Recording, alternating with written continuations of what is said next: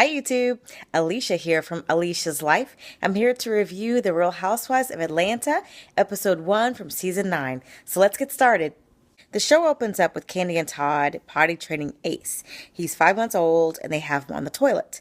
And I remember all of the uproar with social media, all enraged because they had this baby on the toilet. That I don't see what's so wrong with potty training your son. If he's able to do it, if you're right there with him, it's going to save you a ton of money in diapers. And really at the end of the day, who cares? It's your child. Now moving on to when Todd went to go try to make the bottle for Ace, I felt like he was really showing off for the cameras, kind of trying to play up to it that he's this hands-on dad, but it was pretty clear by the way that Aunt Candy was giving him the side eye that he didn't know what he was doing. I mean, given the fact that Ace is 5 months old and you don't know how to make a bottle for your son is annoying to me because I feel like dads should have a more active role. I don't know if he doesn't know because he travels a lot, he's working on his other shows, what his deal was, but I just wish he had more of an active role. Okay, next we move on to Kenya, who is working on her Moore Manor. She's living in her house right now while it's under construction. And I just have to ask why. What is the point of living in a construction zone? It has got to be the biggest pain in the bootay and dirty and noisy and dusty. I don't see the point. It isn't like you're going to make the project move faster by living there. And it just seems unnecessary. But anyway, she says she's living there. Maybe she is, maybe she isn't. Maybe she's staying there for the show. She's working on this house. She's trying to do a housewarming in 2 weeks. And that house looks like it was just barely begun. So probably won't make it. She's probably going to slap it together, but I'll keep watching to see. She moves on to kind of catch us up with what's going on with her and Matt. And I personally never really believed that relationship. It seemed fake last season.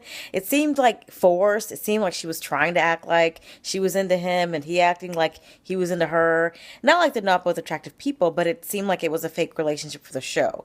So when everything went down about some, hotel incident and that type of thing, I myself have been kind of skeptical. I'll stay tuned to see what really transpired.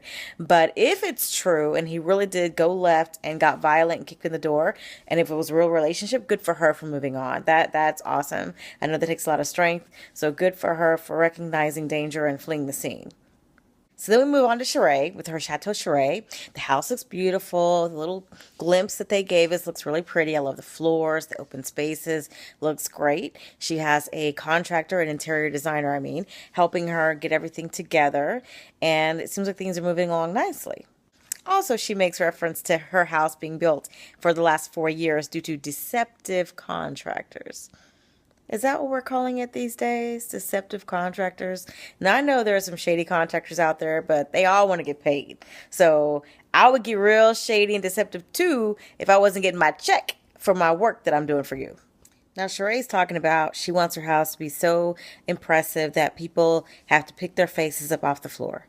And that's her problem. If she spent more time worrying about herself, staying in her lane, and not thinking about how to outdo everybody else, she would have had this house built a long time ago. But people like her want to keep up with the Joneses, don't have the income for it, and then end up looking foolish. So I think that she just has her priorities in the wrong spot. Are we really believing this thing with Sheree and Bob? Like, is she just using him to get her house built? Are they really rekindling anything? It was odd he was back on the show last season, and suddenly they're just really good friends. I'm interested to see where this actually goes. So then Portia goes over to see Phaedra, and they chit-chat about Phaedra's impending divorce coming up, and they're laughing about how Phaedra's ready to be single again and get back on the market, and good for her, move on with her life, because the divorce should be getting finalized soon since it had a hard battle because Apollo was opposing it.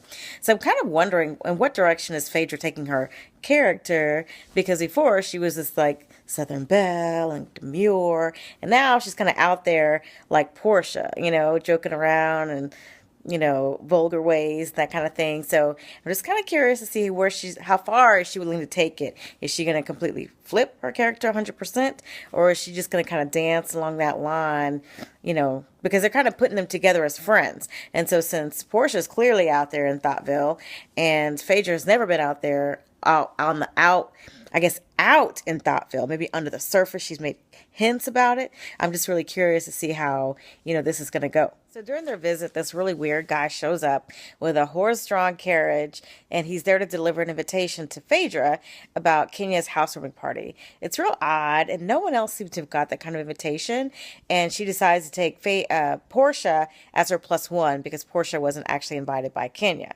So it's not really a regal event or whatever. It didn't call for all that. So it's just Kenya doing the most for no reason. Then we move on to Cynthia, who's going to see a divorce lawyer. Now, I don't know why I'm suspicious, why I don't believe this whole divorce storyline. It just, yeah, Peter's shady. Do I think she should have married him? No. Did I think it had the ability to go the distance? No. But it just seems like it's just part of another storyline. Like, where else could they take their relationship? I just not sure I believe it. I mean, poor Cynthia, if it's legit, and I obviously don't know, but if it's legit and she's truly hurting and everything, my heart goes out to her. But it just, at this stage of the game, I'm suspicious. I'm just really wondering if they are truly going to go through with this. Is it legitimate, or is it like Nene and Greg, where they're going to get divorced and then get right back together again? I'm not feeling it in my spirit. I'm not feeling it. Question. If your spouse moves to another state, you haven't seen him in 3 months or spoken to him really, isn't that desertion? So this is different. Cynthia's leaving her lawyer's office and they're playing sad music. And she's walking and then she's sitting in a car. And I'm sitting there thinking, is this the Hills? Like, I just am not used to having a soundtrack going along with their life. It's kind of different, right? This is the first time they've done this, right? It just seems like acting to me. It honestly does. So then Portia comes through and she's meeting with an anger management therapist. And I think it's crap. She talks about how she's been bullied all her life and that kind of thing. Maybe it's true. I'm not buying it. I don't care about it. I think it's boring. I think she needed a storyline and I think it's fake. I just don't buy it. And I feel like she was really trying too hard in this session, trying to cry with no tears. It just really seemed forced. So bless her heart, she needs to find something else to talk about on this season.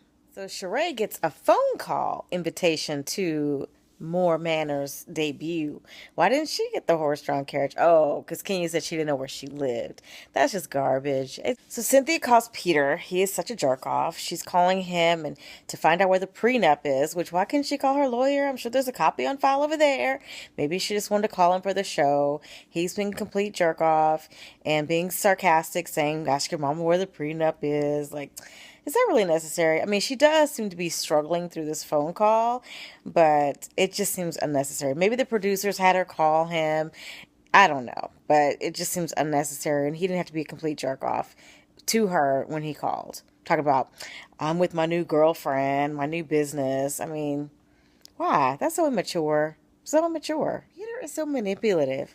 I miss that phase. I haven't seen it in a long time. Well, you know what? If you were in Atlanta with me, your wife, you wouldn't have missed the face. But you put the business in front of our relationship, and then you're out there doing who knows what with who knows who, and now you missed my face? You shouldn't be missing my face. You should be right here with me, finding some way to make money in the same city that I'm in. I'm making money here. Why can't you make money here? Oh, because you don't make money. You spend my money. You just lose money. It's ridiculous. And good for Cynthia for not getting pulled in and taking the bait. It was so clear he was trying to get a reaction out of her. I love the fact that she gave him nothing. It's time for Kenya's housewarming party. The house is still in shambles. She has a red carpet thrown over dirt in her driveway. They just did the slab like 2 days before, whatever. And I'm thinking, is that safe? Like, do you have homeowners insurance? Because if anybody slips, falls, steps on a nail, inhales dust, whatever, I mean, they can sue you. Like, all this just to have the housewarming on the premiere of the show. It just really seems like, who is insuring this party? Is the show going to be responsible if something goes wrong? Is Kenya responsible? It just really seems crazy to me. Okay, they've shown more of Kenya's house. And I have to say, the areas that are completed are really beautiful. The kitchen's beautiful. The master bathroom is beautiful. The living room, I love the marble, the open space. I love the accents, just her decorating style. That guy, Michelle, did a great job. I think it looks beautiful. And I'm sure once it's completely done, it's going to be amazing. But so far, what they've actually gotten to pull together looks really great. Now, why would Kenya have some old deflated balloons sitting in the middle of her bedroom that looks like they've been there for at least 2 weeks? It's all for the show, so she have an excuse to talk about Madigan and what was her and woo woo woo and how she thought it was going to be their house and all this other stuff. I just don't believe it. I just don't believe it. But, it's not my life. It just seems like another storyline for Kenya to be able to whine about. Oh, and by the way, she made a point to say she broke up with him because everyone's always joking around how she can't keep a man or whatever. So she wanted to make sure she looks like the one that came out on top. Now, if he was violent, she should have broken up with him. So again, I come back to that point. What happened to the baby storyline? Like, wasn't she trying to have a baby? And she said next year she was going to be pregnant by June or something like that, which would have been this year. And she was being all coy on Watch What Happens Live. And so was that just another storyline idea? Like, I hope not. Like, please do not bring a baby into this world as a storyline. So she had Matt, and now she's talking about she thought this house would be for them too. But I'm thinking, if you have been talking about having a baby before you met Matt, you would think she would have bought this house with thoughts of having her and a child and whoever the father was, or however that turned out to be. But she didn't bring that up in her little soliloquy about what wasn't to be. I can't believe all her guests had to walk in that long ramp, that driveway, whatever it is, to her house, considering it's like brand new. Like the danger, somebody spraining an ankle, breaking a heel. She should have had golf carts. I mean, people don't want to arrive to your house and be all sweaty and funky from walking a mile up to it. Like, where's the hospitality? Where is the horse-drawn carriage? She needed some of those, and that would have been lit. I know that's right, Sheree. You better put on those flats. That is dangerous. That's a mess. Sheree just came with the shade, like non-stop, from the driveway to the banister to, I better not go that way. The house, clearly there are some finished areas, and then there's some other areas that are not finished. She just was not ready for this party. Maybe she was hoping to keep them all in the area that was finished. I don't know. But the areas that are not finished are too up front and center. So, unfortunately, the shade she's getting is a shade she deserves. Sheree talking about it's hot in there and standing on the air conditioner vent. And Kenya must specialize in having hot parties. Because remember last season, that she had that hair product launch party where she was doing hair products and there was no air conditioning there either. So what is that about?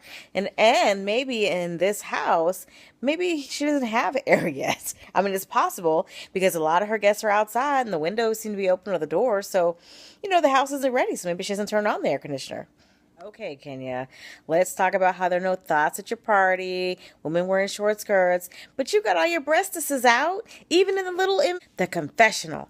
Even in the confessional, she's wearing this white top with like a crisscross thing and her boobs are like open. It's like one of those teardrop things, but it is like open in the center. And even her little bustier she's wearing at the party, like somebody could call her a thought. She's showing all her goods. See, Cynthia's cute jumpsuit got dust all over it.